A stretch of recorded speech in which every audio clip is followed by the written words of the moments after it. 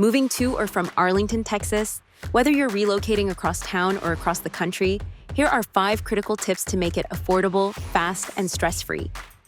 Your movers must be registered with the Texas Department of Motor Vehicles, TXDMV. It's state law. Ask for their TXDMV number before you sign anything. Arlington summers are hot, and highways like I-20 and Highway 360 get backed up. Book early morning move times, especially between May and September.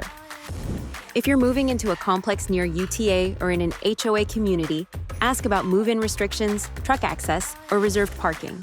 Some require 48-hour notice.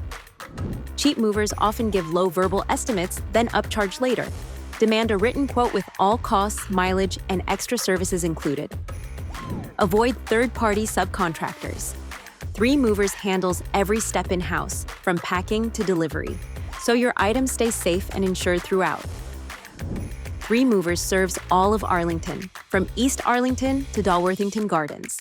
We offer licensed local and long-distance moves, residential and commercial relocation, optional packing, and storage flat rate and hourly pricing. We moved from Fort Worth to Arlington for school.